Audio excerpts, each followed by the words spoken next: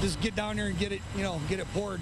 And getting it poured is exactly what these crews are doing, and fast, with a Monday morning deadline to get Metro Detroit back on this road. I noticed back at the plant we brought more trucks in so we can service this, the company better. Hopefully we can get as much of that done as we can today. Probably more of it will have to be done tomorrow than it has to cure. So let's all hope for good weather. So who pays for this emergency road work that's the result of this crash and fire that melted the concrete? Well, the state has no plans to take it out of its own pockets. We will be pursuing the insurance company of the truck, and that'll be up to our legal folks on what else might be pursued, but the work has to get done. Now, MDOT is breaking down the closures in 3 segments. First, of course, 94 remains closed from M39 to Livernois until Monday morning 5 a.m. So if you can, take the Southfield Freeway, find another route. Secondly, from Livernois up to I-96, that's going to be down to 1 lane until Monday morning at 5 a.m. as well. And third, from 96 to M10, starting tomorrow night, that will be down to 1 lane. So starting tomorrow night, all the way from Livernois to the Lodge, 1 lane only until Monday morning. So stay away from this area all weekend long. Before we leave you tonight, I want to give you an idea of what's ahead next week. As we mentioned, the Pope arrives in Cuba tomorrow for a visit of several days. Then he'll head to Washington, then New York, the United Nations. All culminates with the World Meeting of Families in Philadelphia. It's a big week. It requires a big voice.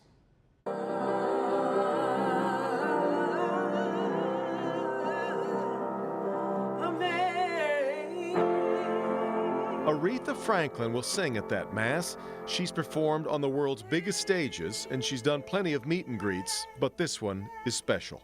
I am thrilled. I'm elated, very excited. I know that there's going to be at least 1.2 million people there, 2 nights in a row. And the bottom line would be the meeting with the pontiff. Yes, more than 1 million people expected in the city of brotherly love, and Aretha will be just one of many coming from Southeast Michigan.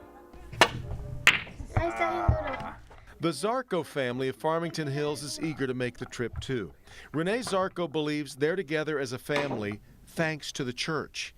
He and his wife Ryoko were struggling until going through the Marriage Encounter program offered by the Catholic Church. Every time that I speak up and tell this story, I feel like, I want to cry, always. It has a happy ending. Yeah, it's a happy ending. Renee was raised Catholic in his native Mexico, which was not the upbringing of Ryoko in Japan. Even the word love I couldn't use, because it's not like really part of our culture in Japan. You don't use that word much, and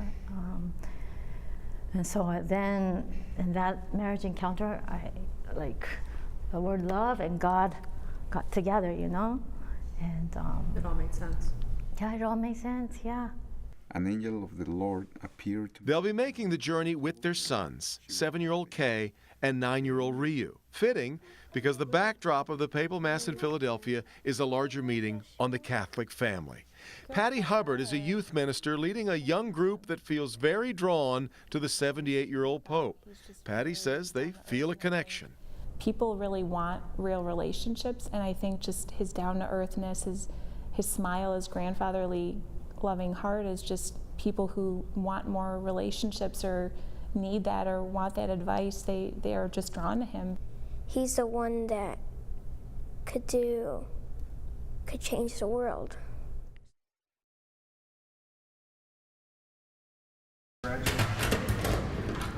Call it a mission, or maybe an obsession. Patrick Mahalik and his team are restoring a World War II bomber. It will fly. You're sure of this? It will fly. It's a B-25 Mitchell, the same kind of plane Jimmy Doolittle's boys flew in a daring raid on Tokyo.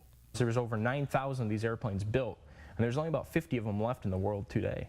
From auctions to eBay to the Alaskan wilderness, Patrick is collecting pieces to assemble into one plane. The inspiration came to him as a boy, living next to an airfield in Brighton. From the time I was probably 8 years old, I was building airplanes via Legos or plastic models or balsa wood models with my grandfather.